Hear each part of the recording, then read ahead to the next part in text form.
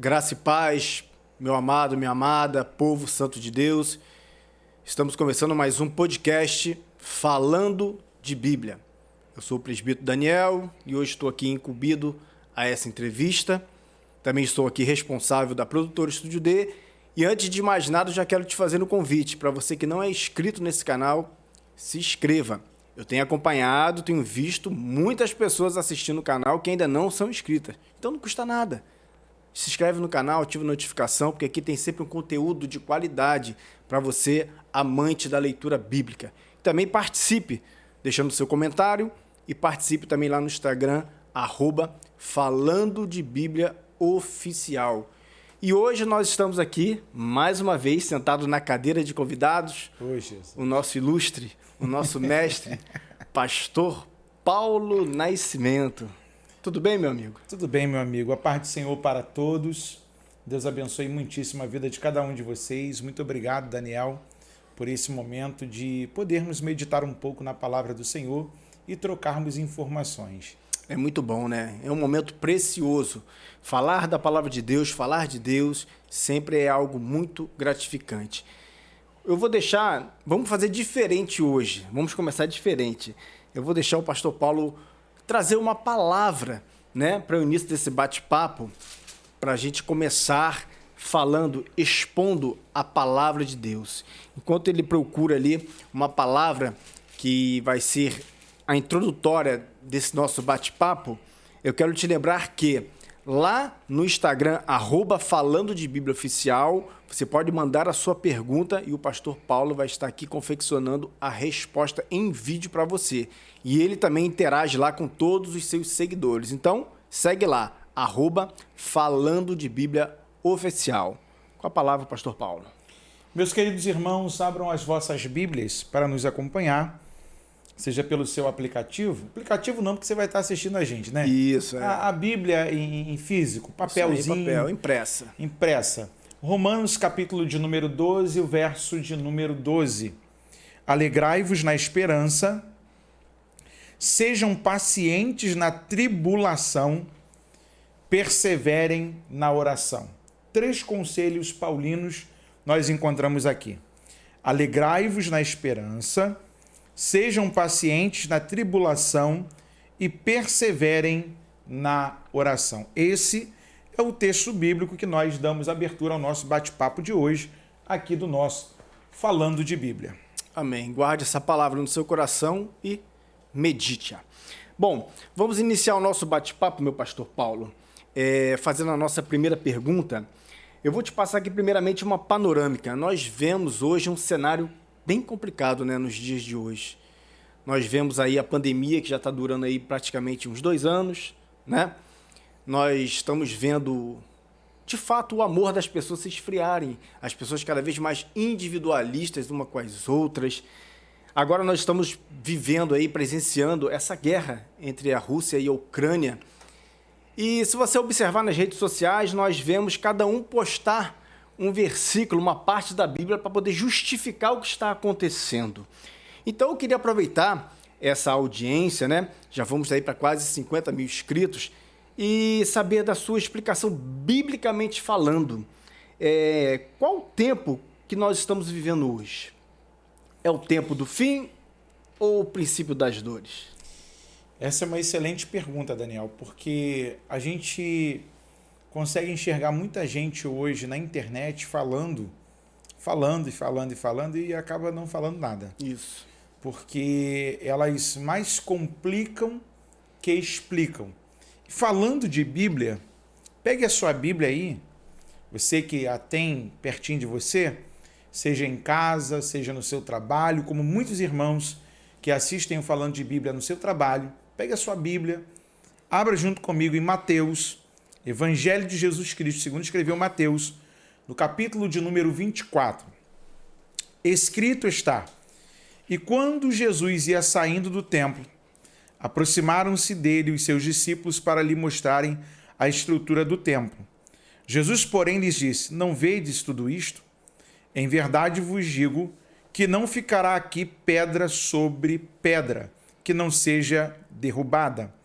E estando assentado no Monte das Oliveiras, chegaram-se a ele os seus discípulos, em particular, dizendo: dize-nos, quando serão essas coisas, e que sinal haverá da tua vinda e o fim do mundo? Verso de número 4 do capítulo 24. E Jesus, respondendo, disse-lhes: acautelai-vos que ninguém vos engane. Porque, primeiro sinal do tempo do princípio de dores, porque muitos virão em meu nome, dizendo, eu sou o Cristo, e enganarão a muitos. A gente tem hoje, famosão na internet, um brasileiro chamado Henrique Cristo, né? O pai. O pai. Aí eu lembro de uma entrevista com o Jô Soares, que o Jô Soares é formado em teologia, e questionou ele, por que a sua coroa de espinhos, os espinhos não são para dentro, são os espinhos para fora? Isso era um fato curioso. E ele não é uma novidade. Só nos Estados Unidos existe uma pesquisa que durante um ano surgem muitos mais outros dizendo ser o Cristo. E logo antes de Jesus já existia pessoas que diziam ser o Cristo. Um deles foi Marcião, que disse que era o Cristo e tentou confundir a muitos e assim por diante. E aí vamos lá, Mateus capítulo 24, no verso de número 4, diz assim, Jesus respondendo disse-lhes, acautelai-vos que ninguém vos engane, porque muitos virão em meu nome dizendo, eu sou o Cristo, e enganarão a muitos. 6. E ouvireis de guerras e de rumores de guerras. Olhai, não vos assusteis, porque é mister que isto tudo aconteça, mas ainda não é o fim. Verso 7. Porquanto se levantará nação contra nação, e reino contra reino, e haverá fomes e pestes, terremotos em vários lugares.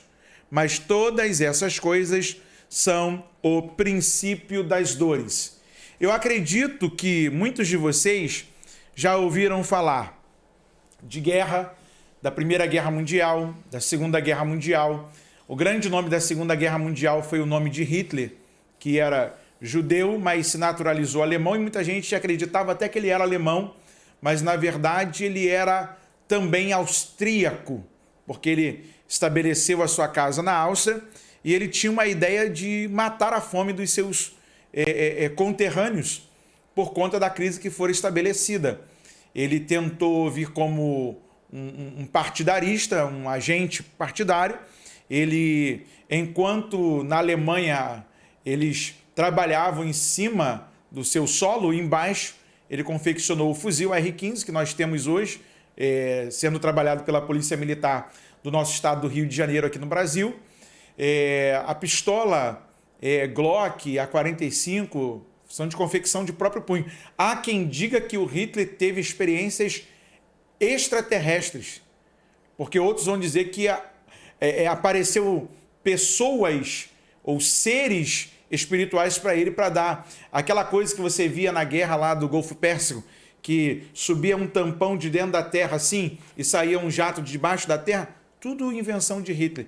Tanto é que quando na Segunda Guerra o seu sistema cai, parte dos cientistas que eram de Hitler são levados para fundar a NASA nos Estados Unidos.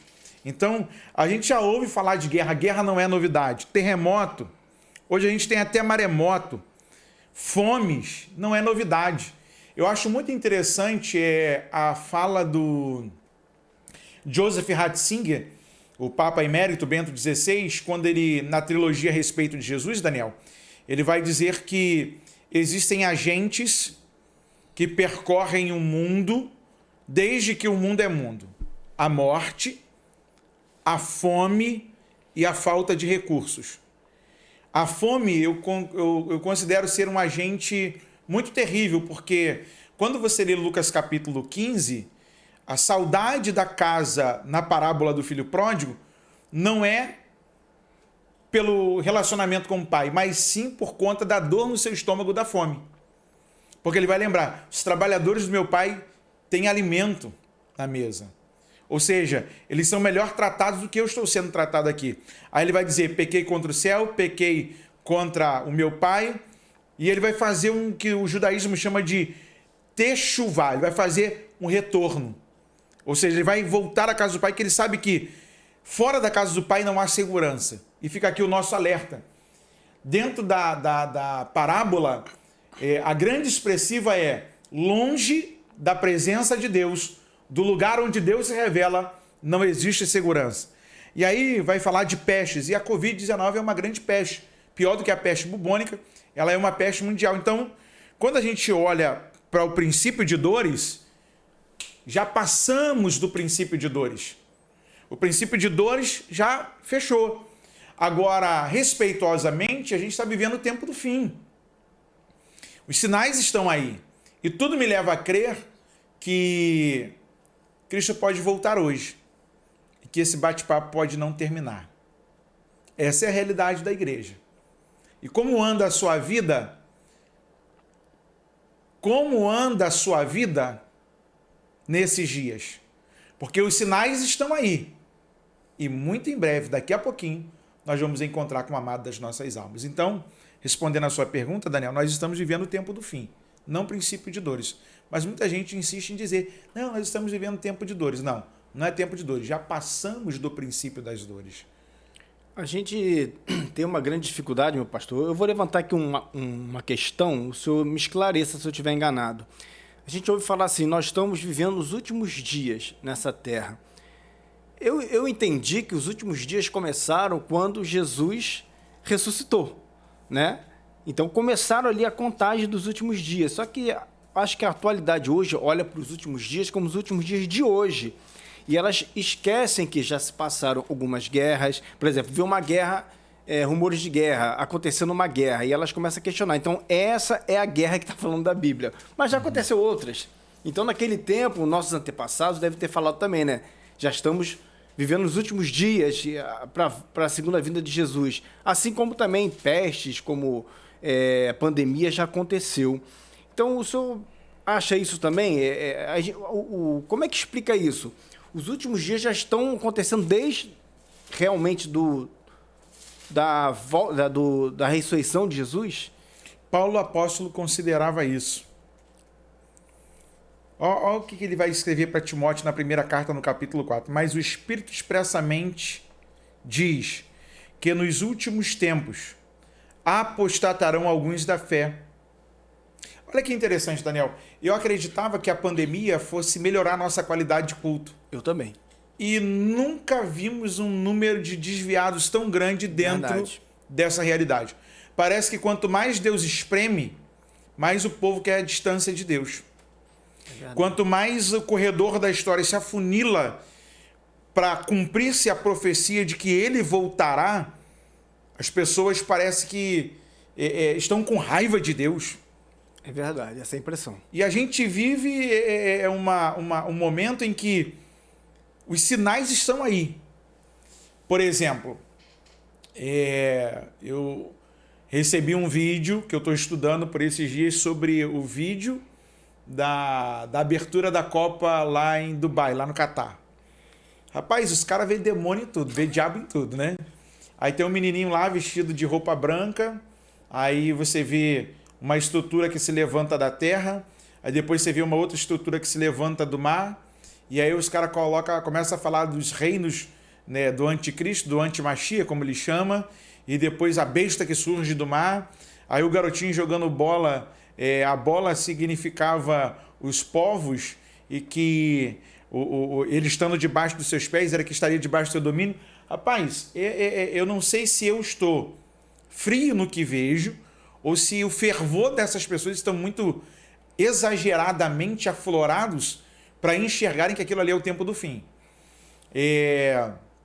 Lógico que vai surgir uma determinada figura para implantar uma só moeda, uma só língua, um só governo, mas quando você olha para a descida do Espírito Santo, em Atos 2, Pedro, ele logo depois vai dizer que cumpre-se a profecia de Joel, e a partir de então até Pedro entende que aquilo ali já é os sinais dos últimos dias, do último tempo. Numa palavra apologética da fé, a igreja vive a sua 11ª hora. O que é isso? É como o atleta que está na sua maratona, e ele está naquele último minutinho ali, ele tem que dar aquele gás e não morrer, para não desperdiçar todo o trabalho que foi feito antes. E aí o que está acontecendo nos nossos dias? É que tem muita gente que esqueceu que Paulo vivia. Paulo dizia que ele acreditava que seria arrebatado. Tanto é que ele disse para Timóteo, capítulo 4 da primeira carta: mas o Espírito expressamente diz que nos últimos tempos apostatarão alguns da fé, dando ouvidos a espíritos enganadores e a doutrinas de demônios, pela hipocrisia de homens que falam mentiras, tendo cauterizado a sua própria consciência, e aí por diante. Gente, pensa como as palavras de Paulo soam como verdade. Outro conselho paulino é, segunda carta de Paulo a Timóteo, no capítulo 3, sabe, porém, isto, que nos últimos dias, veja se nós não vivemos nesses últimos dias, sobrevirão tempos trabalhosos, segunda carta de Paulo a Timóteo, capítulo 3, porque haverá homens amantes de si mesmos, avarentos, presunçosos, soberbos, blasfemos. Os blasfemos aqui é aqueles que têm cara de crente, fazem coisas de crente, mas não tem nada de crente. O que muitas vezes a gente posta aqui nos vídeos de resposta, até mesmo como bizarrices da fé. Desobedientes a pais e mães, ingratos, profanos, sem afeto natural, irreconciliáveis, caluniadores, incontinentes, cruéis, sem amor para com os bons, traidores, obstinados, orgulhosos, mais amigos dos deleites do que amigos de Deus, tendo aparência de piedade, mas negando a eficácia dela. Destes, conselho paulino, não sou eu, é a Bíblia, afasta-te, sai de perto, preserva a sua vida. Meu pastor, vamos aproveitar aqui para a segunda pergunta, que o nosso tempo voa, né? Isso ainda dá muito pano para manga. Por que existe tanta dificuldade ainda em entendermos o livro de Apocalipse? Rapaz, olha, há de se considerar que o escrito joanino se dá na ilha de Patmos, uma ilha-prisão. João foi um grande líder na igreja de Éfeso, foi um discípulo do Senhor. Como diz Hernandes Dias Lopes, ele tem a oportunidade de ter a visão de Jesus em 3 tempos. Ele vira o verbo encarnado, ele vê no verbo encarnado o verbo que foi traído, foi perseguido, foi caluniado e foi pendurado no madeiro. Ele vê o segundo tempo desse Cristo, ele vê um Cristo ressuscitado.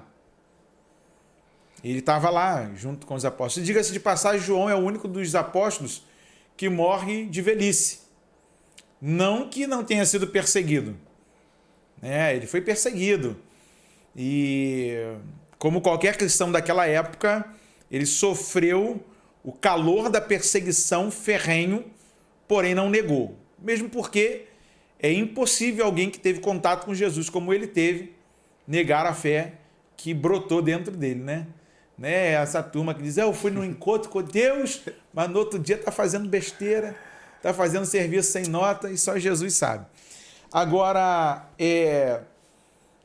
eu cito aqui o nome de um grande reformador, Calvino, e eu tive a oportunidade de ir à Suíça, e a grande catedral em Genebra, onde ele pregou os seus grandes sermões, ele sendo francês foi abraçado pela igreja suíça, ele foi expulso, depois trazem ele de volta, e ele pede a sua toga, ele pede a sua adega, como bom reformador, ele quer beber o seu vinho, ele pede para continuar pregando de forma expositiva, de onde ele havia pregado o seu último sermão, mas você vê que tem muita obra boa de Calvino falando, até mesmo sobre Tessalonicenses, sobre as cartas paulinas, discorrendo vários assuntos, porém, quando ele chega no Apocalipse, ele diz que é um livro difícil. Por exemplo, João usa muita numerologia, e ele expressa muito o número 7. Ele fala sobre 7 igrejas, 7 anjos, 7 candeeiros, 7 espíritos de Deus. Ele faz um retrato fiel do que é para os seus dias e para os dias futuros. Ele faz um protesto contra Roma e ele faz um anúncio de coisas apocalípticas futuras Porque parte do que ele está vendo para o futuro, ele também já conhece, porque ele estava vivendo dentro do domínio do que era os romanos. Mas, por exemplo, como é que você explica um anjo que está com um pé no mar, um pé na terra, e está apontando para o céu e jurando pelo nome de Deus? É complicado. O livro do Apocalipse, para muita gente que lê, dá medo. Além de dar sono quando você lê a Bíblia, eu não sei se acontece só comigo ou só na minha casa, deve acontecer lá na sua casa também. Você começa a ler fulano, que gerou Bertano, que gerou ciclano. E a Bíblia tem muitos pontos difíceis, como disse Pedro, e ele falando sobre Paulo, que Paulo foi levantado, sim, para dissertar sobre alguns assuntos até muito polêmicos, até os nossos dias, mas entender o Apocalipse é difícil. Principalmente porque aquelas igrejas, hoje no território da atual Turquia, eu lembro do Dr. Russell Shedd, num vídeo que eu não sei se ainda está na internet, no YouTube, quando ele faz a visita lá, falando das igrejas pelas quais Deus se manifestou para falar ali, para trazer as suas advertências e revelar as coisas futuras, ele diz assim, só sobrou algumas delas escombros.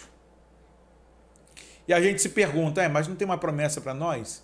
Que as portas do inferno não prevalecerão contra a igreja do Senhor? E aí a gente entende Agostinho, que existe a igreja instituição e a igreja organismo. A igreja organismo somos eu e você. A igreja instituição é a placa denominacional. Essa acaba. Essa é feita de alvenaria, por obra de alvenaria. Agora, isso aqui é templo de Deus, é propriedade exclusiva do Senhor. Então, a grande dificuldade do Apocalipse, como toda a Bíblia, ela não é um livro fácil. É um livro difícil.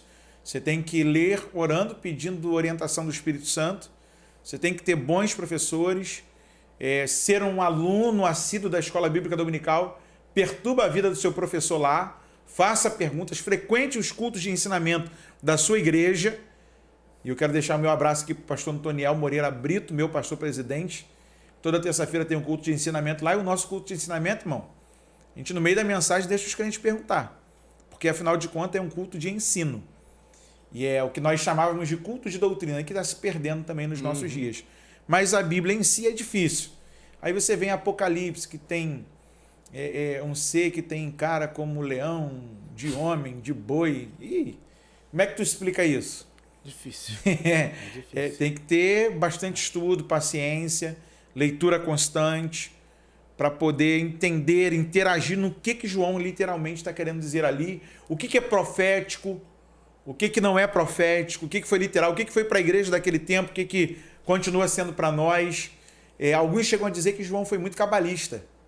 Alguns tentam dizer que não, mas no meio judaico dizem que João foi muito cabalista, porque ele vai usar muitas repetições de números dentro dessa questão, e por isso se torna muito difícil. Entendi. E nessa pós-modernidade, meu pastor, hoje em dia nós temos a Bíblia impressa, sim, a Bíblia no formato digital através do celular, Bíblia em áudio. Como é que o senhor pode explicar assim, ainda existe uma grande falta de interesse das pessoas pela leitura bíblica? O senhor acha que isso acontece também, de fato? Que as pessoas têm o conteúdo, têm a facilidade de acesso às escrituras, mas há falta de interesse em ler a Bíblia? As pessoas estão tendo a falsa sensação de que ter um telefone hoje, ou um computador em casa, ou um laptop, ou que seja, ter a informação não quer dizer que você tenha o conhecimento. E aí o que complica, Daniel? As pessoas, elas vivem intertidas com muitas coisas. E elas não dão crédito à Bíblia como deveria dar. Eu acredito que a grande problemática hoje seja que muitos crentes leem a Bíblia e não acreditam naquilo que está escrito. Eu acho interessante o Apocalipse, logo no capítulo 1, bem-aventurado aquele que lê e os que ouvem as palavras desta profecia. Terceiro, e guardam as coisas que nela estão escritas, porque o tempo está próximo. Você tem que ler, ouvir e guardar.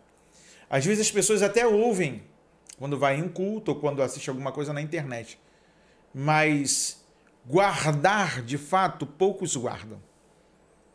Tipo, cara, o presbítero Daniel pregou aquela mensagem.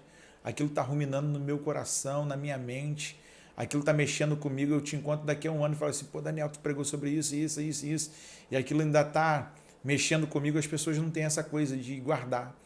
Por exemplo, hoje na igreja você não vê a galera levando mais papel e caneta, o lápis para grifar o texto, anotar o dia que aquela mensagem foi... A minha Bíblia é toda marcada.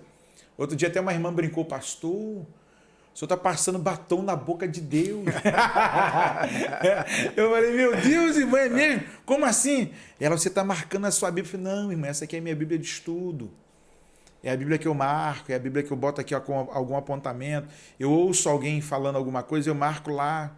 Isso aqui é uma curiosidade. Isso é um hábito meu desde criança, que o meu pai me ensinou. Mas as pessoas hoje, elas preferem se envolver com tantas outras coisas que com a Bíblia. Porque a Bíblia, você começa a ler, irmão.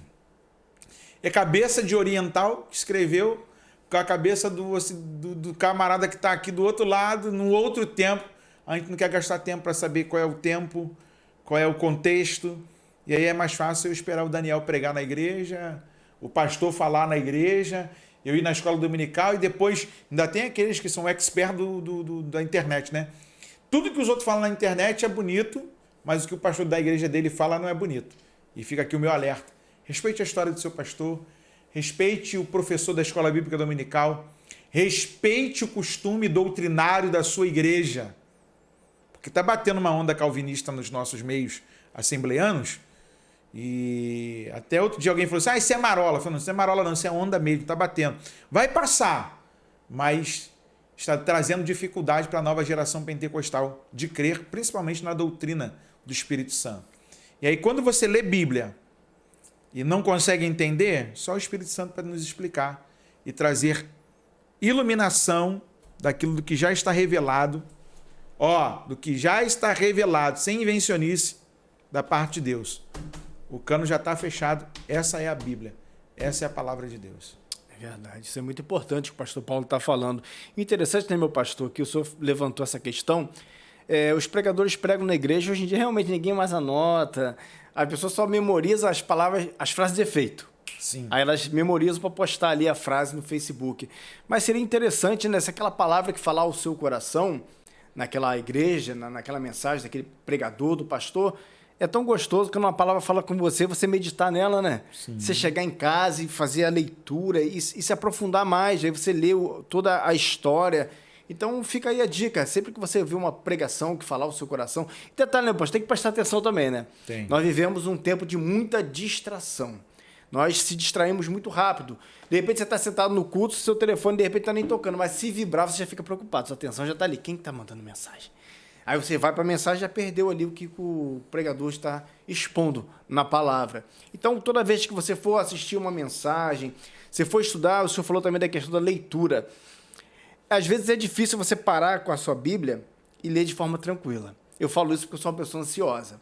Quando começo a ler, por exemplo, aí, no versículo 10, eu já estou lendo porque não acabar. Aí no meio do caminho eu percebo que minha mente já viajou. Sabe quando você ouve uma história, está falando uma história e a sua mente começa a imaginar aquilo? Sim. Eu tenho disso. E minha mente já está flutuando. Aí, opa, volta. Aí eu tenho que voltar e ler novamente para poder entender. Porque a nossa mente começa a viajar. Ainda mais se você estiver lendo para montar uma pregação, um esboço. Eu sou assim. Eu estou lendo, minha mente já está falando assim, caraca, isso aqui conecta aqui. Mas isso é a cabeça de quem está lendo a Bíblia e permitindo a Bíblia falar com ele. A Bíblia conversa com a gente. Sim, sim. Não sei se você já teve essa sensação. Já. Você lê um negócio e fala assim, rapaz, eu vou ser obrigado a voltar lá no Gênesis. Tem uma conexão lá. Ou então você tem que voltar lá em Levítico. Ou você tem que voltar lá no livro dos Salmos. E aí você vê que a Bíblia não tem erro. Ela se encaixa perfeitamente. São 40 autores de épocas diferentes. E ninguém está falando ali de forma a distorcer o outro. Está tudo muito conectado, tudo muito assertivo. E tudo indicando que o Deus que se manifestou para um não falou mentira para ninguém, falou somente a verdade. É verdade. Meu pastor, nesse gancho aí, eu vou te fazer a nossa quarta pergunta. Na sua visão assim, panorâmica, o que está acontecendo com a igreja de hoje? E eu vou deixar aqui mais um pedacinho de uma outra pergunta. A igreja brasileira ainda tem jeito? Rapaz, acho que ainda dá tempo de dar jeito. Eu gosto muito do livro do reverendo Augusto Nicodemos. Eu não vou lembrar a editora. Eu acredito que seja da editora Mundo Cristão, se não me falha a memória. Mas o tema do livro é O que estão fazendo com a igreja. Já a capa do livro é impressionante, que é uma lixeira. Metade do corpo de um peixe para dentro da lixeira e metade do corpo do peixe para fora. E a gente sabe que o símbolo do peixe na Bíblia, para a gente, são as almas, né? Quando ele disse para Pedro, eu farei de você não um pescador agora desses peixes, mas um pescador de homens.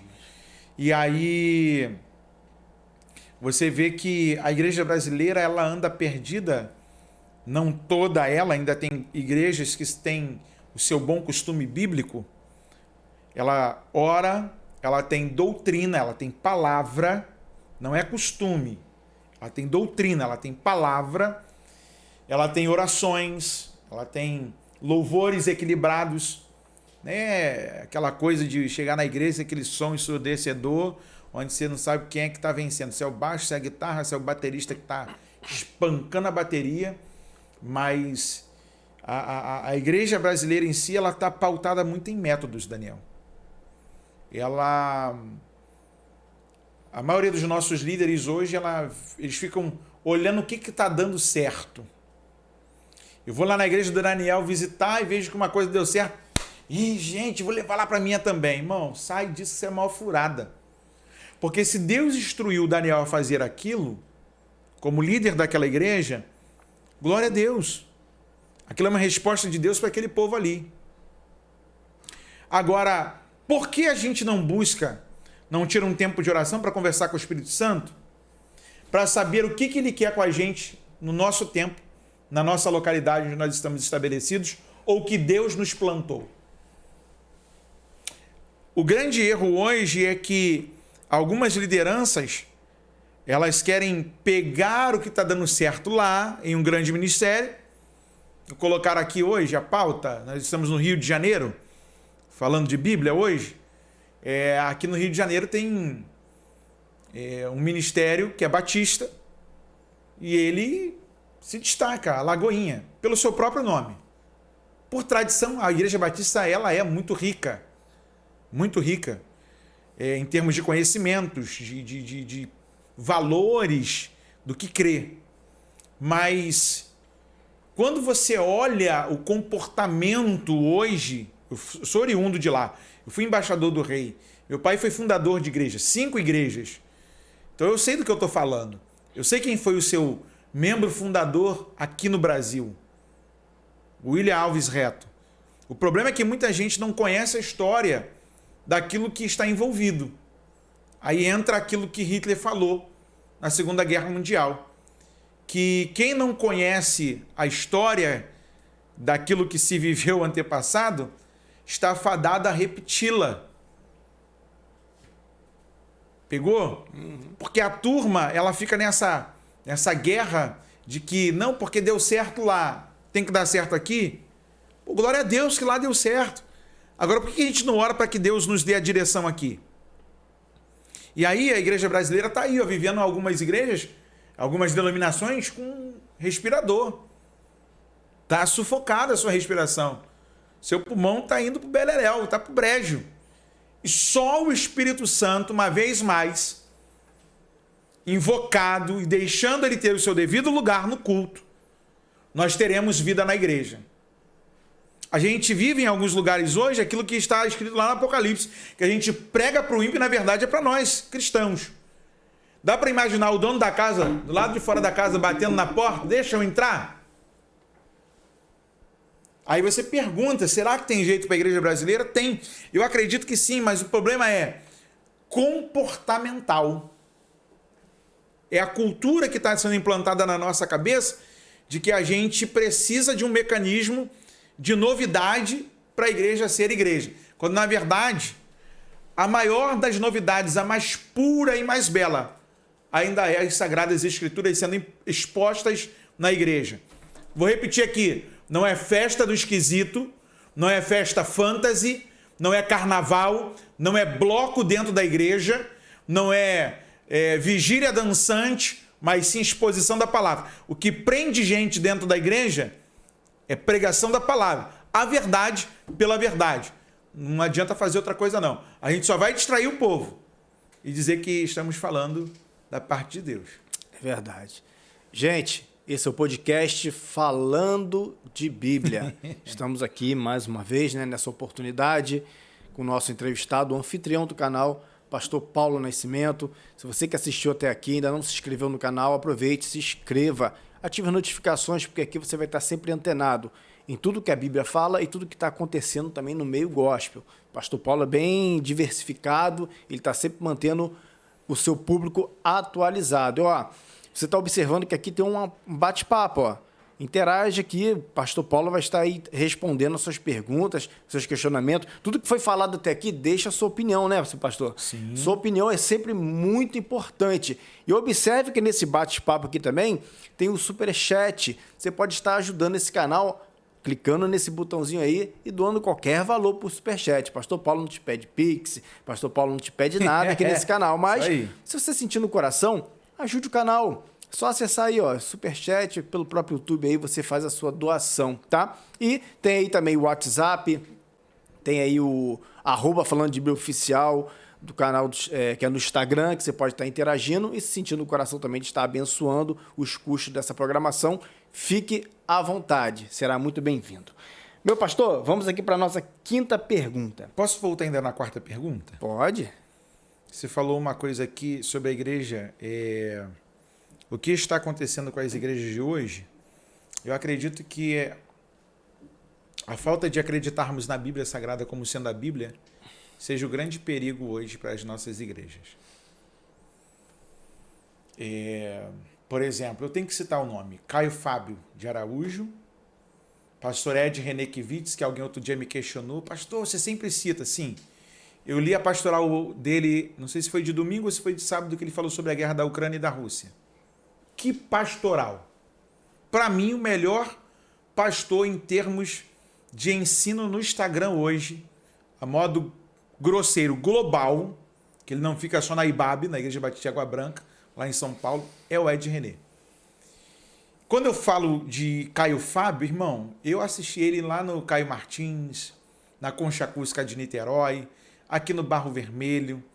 Eu assisti a mensagem dele que vários pregadores hoje pregam sobre a genealogia de Jesus, quando ele fala sobre Calbart e tudo mais, e para tentar explicar a genealogia, qual é o problema da humanidade, ele bota os sociólogos, ele bota os filósofos, tudo no chão diante da Bíblia. Quem viu Caio Fábio no passado e viu o Caio Fábio hoje, ele não é a sombra do que ele foi no seu passado. O Dr. Rodrigo Silva, em um determinado podcast, disse que até era perigoso ouvi-lo. Pelo contrário, eu acho muito interessante você ouvi-lo para você não cair na esparrela do liberalismo. Tem um livrinho que eu sempre cito aqui de uma hora ou outra, que é o Cristianismo Pagão, de George Barna e Frank Viola. É a Bíblia dos Desigrejados hoje no Brasil. Mano, um livrinho vermelho que... Sangue de Jesus tem poder. Quantas vezes eu joguei aquele livro fora? Indicação do meu amigo pastor Ronald Gustavo, a quem envio um grande abraço aqui. E vou dizer para vocês, irmão, eu não posso desfazer do que eles colaboraram. Até uns dias atrás, a Igreja Presbiteriana do Brasil mandava um salário para o Caio Fábio pelos serviços que ele prestou na Igreja Presbiteriana do Brasil. O Ed Renekiewicz foi lá rechaçado pela Convenção Batista, mas eu não posso desfazer dos ensinamentos que ele já colocou puro e bíblico diante da igreja e continua colocando. É lógico que uma hora ou outra, quando se flerta com o liberalismo, por exemplo, eu gosto muito de ler Leonardo Boff, o ex-frei católico. Mas quando você lê sobre a questão de vida após morte, pensa num livro, Vida para Além da Vida. Gente, pensa num livro ruim. Eu já li umas 3 vezes. Mas quando você lê o Salmo do Pastor, Salmo 23, o Cântico do Pastor, não tem como você não ler aquele livro pelo menos 2 vezes ao ano. O cara arrebenta. Então, a igreja brasileira deixou de lado a importância da verdade, que é a palavra de Deus. Ela se envolve com qualquer outra coisa, menos com a verdade. E essas águas de liberalismo, Daniel, tem sido a grande o grande perigo, a grande arapuca, a grande armadilha para a igreja dos nossos dias. Porque você crê na ciência, crê em qualquer outra coisa menos na Bíblia. Esse é o perigo da igreja brasileira hoje. Águas do liberalismo. O papa do liberalismo teológico foi Frederic Schleiermacher. Isso eu aprendi com o doutor Hidauro Campos, que já esteve aqui no nosso podcast. E vou dizer para vocês, nós precisamos voltar às escrituras. Urgente. Sola Escritura. E como fazer isso, meu pastor? Nessa igreja pós-moderna, a gente viu os métodos. O método é para atrair a pessoa para a igreja. E como atrair a pessoa para ter interesse em ler a Bíblia? Acho que são coisas totalmente diferentes. Você atrair a pessoa para a igreja, hoje em dia nós atraímos... Nós não, né? Essas igrejas, elas colocam ali jogo de luz, um bom ministério de louvor, a palavra é uma palavra mais avivada. Mas eu acho que falta um interesse da pessoa pelo ensino também. A gente tem que colocar isso à baila. Nem todo mundo quer estudar a Bíblia. As pessoas querem ouvir uma palavra, querem ouvir que vai dar certo, querem ouvir bênção. Mas então como é que a gente pode fazer para atrair os jovens de hoje e as pessoas no geral para a leitura bíblica? Primeiro é pregar a Bíblia de forma fiel. Por exemplo, por que as pessoas gostam muito de ouvir o Hernandes Dias Lopes? Porque ele não fica fazendo anedotas. Pega na mão desse crente que está do teu lado e diz para ele que a roda vai girar. Quem está em cima vai ficar embaixo, quem está embaixo vai ficar por cima. E você não vê ele fazendo isso. É mais expositivo ali, né? É expositivo, é verso a verso. Aí quando você vê um pregador sério, os caras falam assim, rapaz, eu sempre li isso aqui, nunca dei importância para isso aqui. Ou então alguém fala assim, igual falaram para mim outro dia assim, cara, que Bíblia tu tá lendo? Rapaz, eu já li isso aí mais de 10 vezes, nunca tinha reparado. Eu falei, rapaz, glória a Deus, que o Senhor ainda te despertou para isso aqui agora. Mas as pessoas, elas leem a Bíblia como se fosse um gibi. Então eu acredito que pregar a Bíblia de forma fiel, esforçar-se para entender o seu contexto, seja, sim, o despertar da curiosidade. Porque é tanta gente falando repetidas vezes, tantas coisas que não estão na Bíblia, que a gente tem a sensação que a gente já conhece a Bíblia. Quando a gente ouve alguém pregando Bíblia de verdade, a gente fala assim, pô, o cara arrebenta, o cara é o cara. Mas ele está sendo só expositivo, igual o Hernandes. Mas eu acho que também tem um grande problema, meu pastor. Nessas igrejas modernas, vê se você consegue me compreender. Sim. Eles mexem tanto com a emoção através do louvor. O louvor, a música é a arte de expressar o sentimento da alma. Então aquilo mexe tanto com a pessoa gasta tanta energia ali na hora do louvor. Ela diz que está sentindo Deus, e às vezes o Deus dela está sendo a própria emoção dela, que chega na hora da palavra, se você vir pregar uma expositiva, vai ser difícil prender a atenção. Você concorda com isso? Fica cansativo. Pô, o louvor tá lá, Aí chega na hora da tem que entrar alguém expositiva. gritando, animando a plateia. Não é animar a plateia. Pregar é você colocar a vontade de Deus expressa para aquele público. Mas para isso eu acho que nossos altares têm que voltar a ser altar. Nos Sim. altares viraram palco. Então no palco tem que ser artista, para você prender a atenção daquela plateia que está vibrando com aquele louvor maravilhoso, que acha que está sentindo Deus, estou todo arrepiado, já estou alimentado. Na hora da palavra você vê as pessoas bocejando, bebendo água, indo para tudo quanto é lugar. E se você não se desdobrar ali para prender a atenção da pessoa, ela não vai te ouvir. E como é que a gente supera esse desafio? Aí a gente tem que fazer igual o Paulo, a gente tem que ser exaustivo. Ainda que Eutico caia da janela.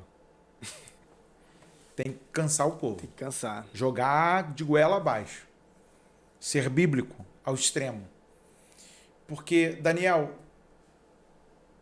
a falta da informação bíblica tem feito uma igreja Frankenstein. Uma igreja que você não sabe mais o que ela é. Ela é um pouquinho de cada coisa. Ela é um pouquinho do mundo. Ela é um pouquinho do rock and roll. Ela é um pouquinho de uma boate.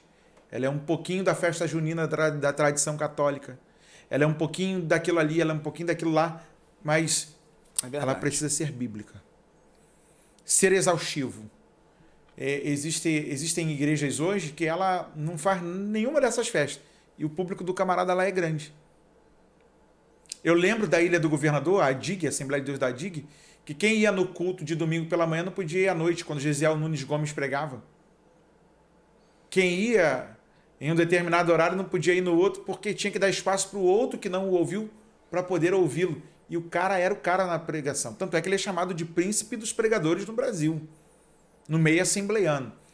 E eu respeito muito a história dele, porque as pessoas, elas brigavam, elas queriam chegar lá para ouvir o pastor Gesiel. O que tinha no pastor Gesiel?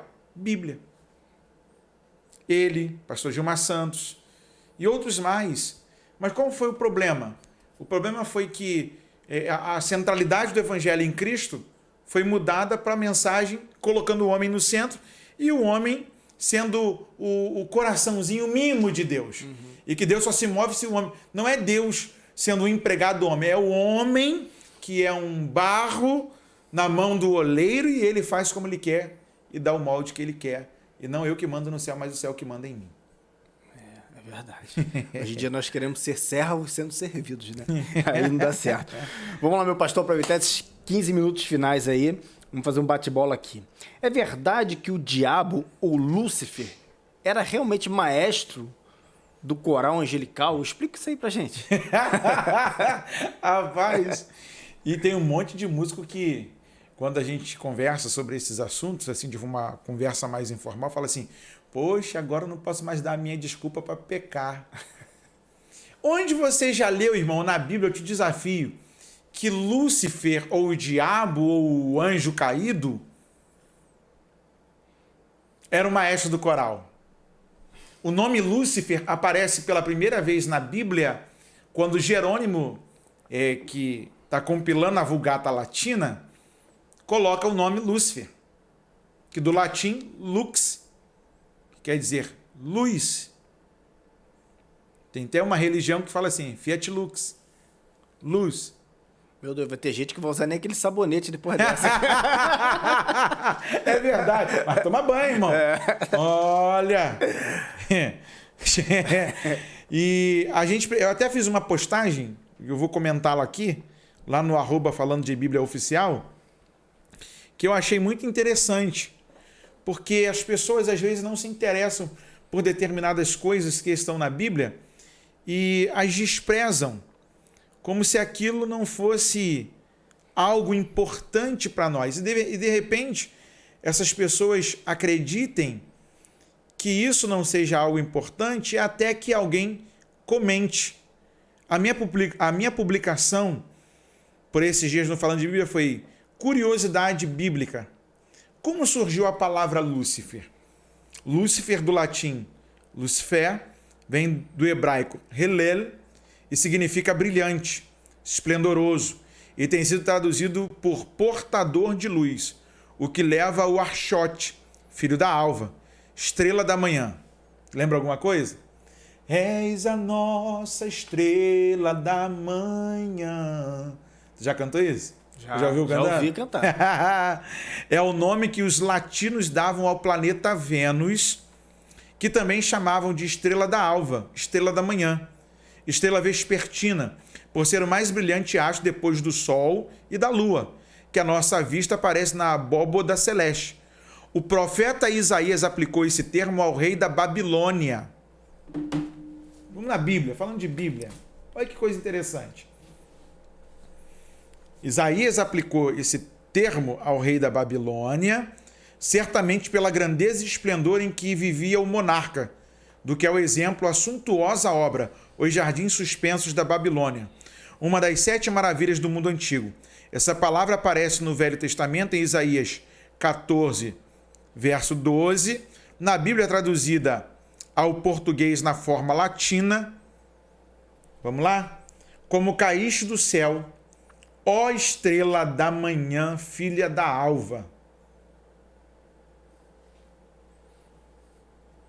Aí você vai perguntar, pastor, será que está errado quando eu canto? Eis a nossa estrela.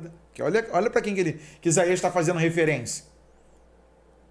Como foste lançado por terra, tu que debilitavas as nações. 13. E tu dizias no teu coração, eu subirei ao céu, e acima das estrelas de Deus exaltarei o meu trono, e no monte da congregação me assentarei da banda dos lados do norte.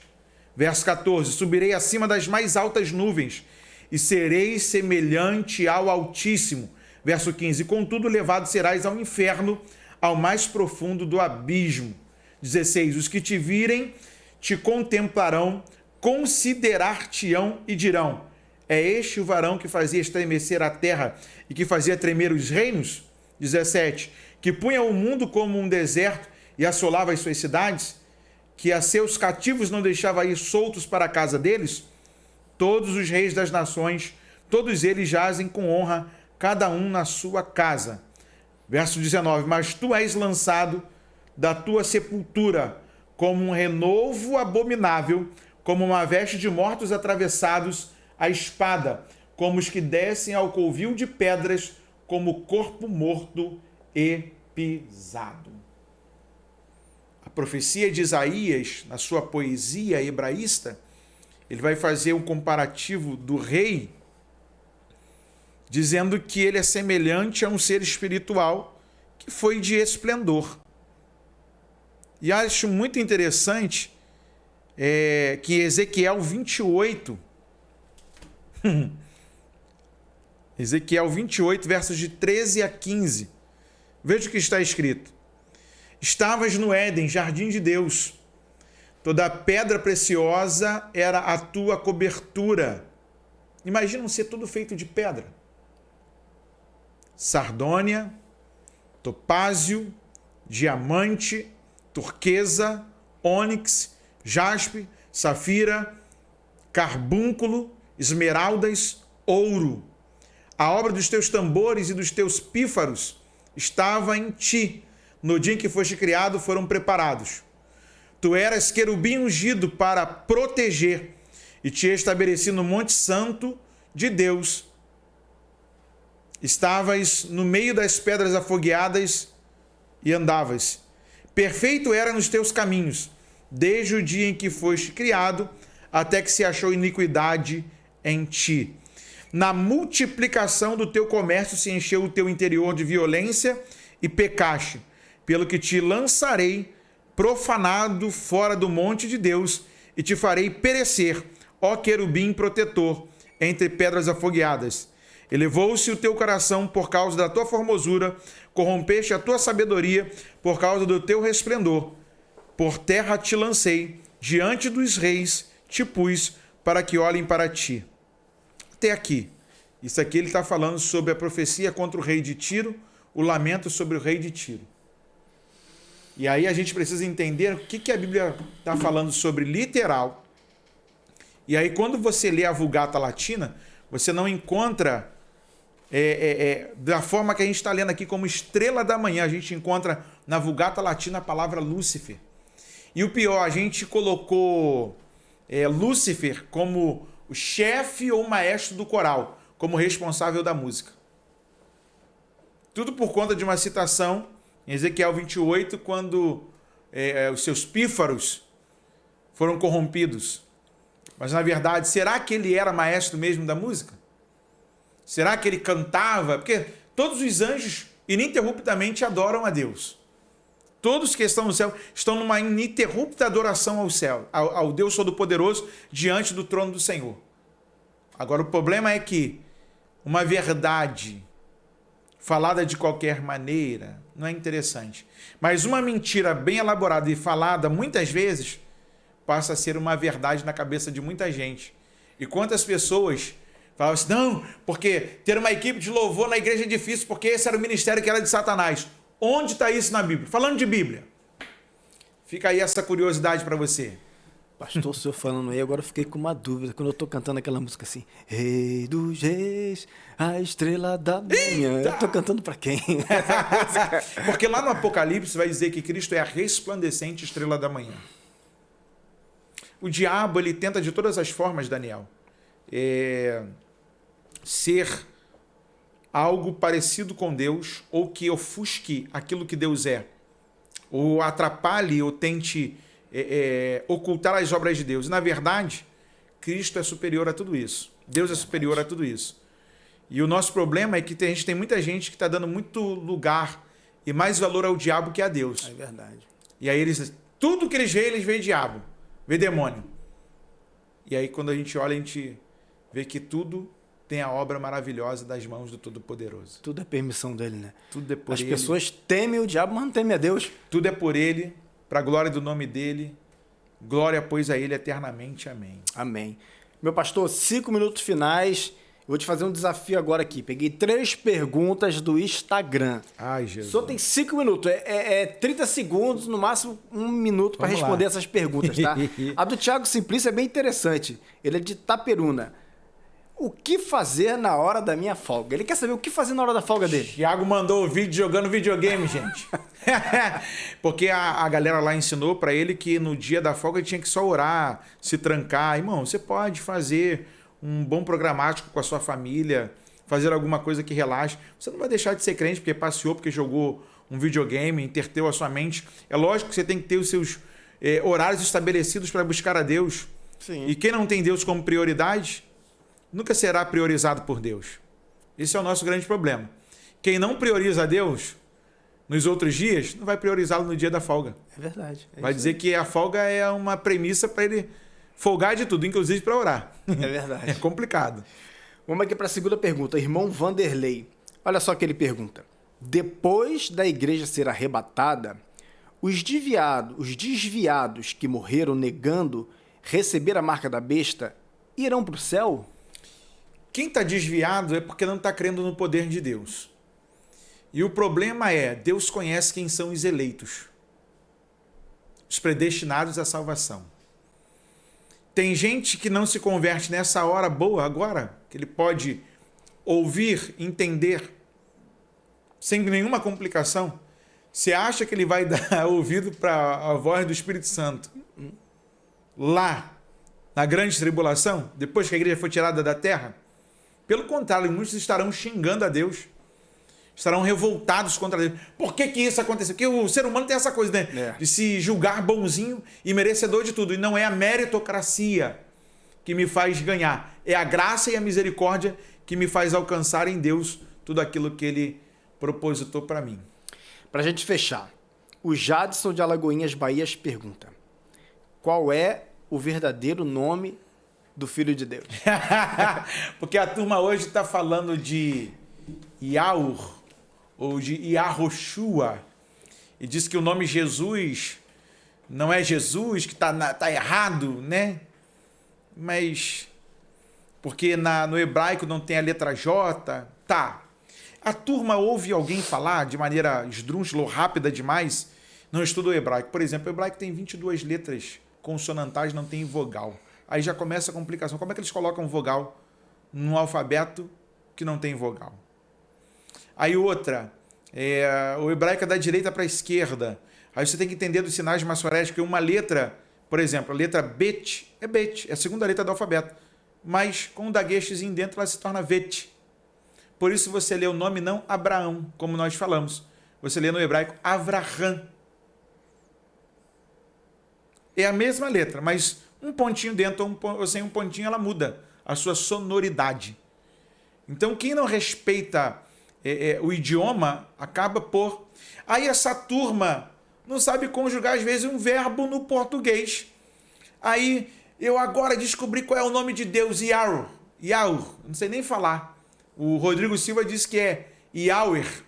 O professor que teve aqui, Davidson Bion, que é um grande exegeta, também fala de Yahweh. O pastor Josué, da Bahia, lá de Feira de Santana, chama de Yer-Yehar, que significa o que foi ontem, que é hoje e é eternamente. Porque o nosso Deus é atemporal. Quando Deus vai falar para Moisés, diga para eles que eu sou o que sou. Esse é o meu nome. Aí aparece lá a letrinha, Yud, Re, Vav, Re. Eu prefiro fazer como os hebreus. É um nome impronunciável para eu não falar e também não pecar contra ele. Aí eu cumpro o mandamento, não tomar o nome de Deus em vão. É verdade. Mas o nome de Jesus, mas é Jesus mesmo.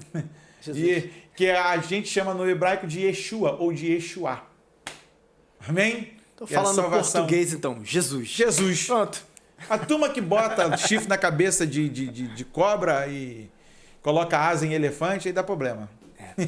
Gente, então esse foi mais um Falando de Bíblia. Espero que você tenham gostado, curtido. Deixe aí nos comentários cada questão que nós levantamos aqui. Deixe a sua opinião, que é sempre muito importante. Pastor Paulo está sempre acompanhando de perto e respondendo. Lembrando, @Falando de Bíblia Oficial lá no Instagram, para você estar fazendo a sua pergunta. Agora, nesses minutos finais, eu vou passar a palavra ao pastor Paulo para fazer as suas considerações finais, instaurando e impetrando a bênção araônica. Amém. Deus abençoe a sua vida. É sempre um prazer estar junto com vocês aqui, podendo compartilhar um pouco do conhecimento que temos. Eu sempre digo que é troca de informação. É verdade, Daniel? É verdade. A gente não vive uma disputa, a gente troca informação, porque a Bíblia nos dá essa oportunidade de conversarmos sobre a sua manifestação de graça, de poder, e é dentro dessa perspectiva que o Falando de Bíblia nasce, a troca da informação. E eu quero agradecer ao meu amigo presbítero Daniel, que me abriu as portas aqui da produtora Estúdio D, ao meu amigo Igor Starneck, que hoje está lá comandando som e imagem, que também é um amigão, é um parceiro, que a gente trabalha junto aqui. E tudo isso que você vê aqui acontecendo, seja no bate-papo, ou seja num vídeo-resposta, é uma equipe que está trabalhando duro, sério, para chegar uma resposta de qualidade, um trabalho firme para vocês aí. E obrigado a você que está inscrito no canal, a você que compartilha os nossos bate-papos, as nossas respostas. Você que às vezes chega na sua igreja dizendo: eu ouvi o pastor falando isso lá e eu quero corroborar aqui. Muito obrigado a você que está aí interagindo com a gente sempre. Vamos orar? Vamos orar. Senhor, nosso Deus e nosso Pai, obrigado por esse dia, obrigado por esse momento, obrigado por essa oportunidade que o Senhor nos dá de falarmos da Tua palavra. Amém. Obrigado pela vida do Teu Espírito em nós, que nos revela Jesus, que nos fortalece, que nos conduz, que nos indica o caminho da salvação, que santifica a nossa vida. Obrigado pela vida do meu irmão, da minha irmã, obrigado pela vida da sua família. Pai bendito e eterno, a todos quantos nos acompanham, sejam aqui no Brasil ou fora do Brasil, em cada federação do nosso Estado brasileiro, Senhor, continua trabalhando de forma grande, poderosa, eficaz, para o louvor da glória do Teu nome. Continua suprindo a necessidade do Teu povo, seja o provedor da Tua noiva, a Tua eleita na face da terra. Repreende toda obra do diabo, todo espírito de morte, todo espírito do engano. Caia por terra no nome de Jesus. Nós te agradecemos por todas essas coisas, para o louvor da glória do nome do Senhor, em o nome de Jesus. E você diz: Amém. Amém. Vamos à bênção. Yevareha Adonai veishmereha, Yaera Adonai panaveleha viruneha, Issa Adonai panaveleha veiasem leha shalom. Ou seja, que o Senhor te abençoe e te guarde, que o Senhor faça resplandecer a luz do rosto sobre ti. Amém. E tenha misericórdia de ti, que o Senhor sobre ti eleve o seu rosto e ponha em ti a sua paz. Esse foi mais um Falando de Bíblia.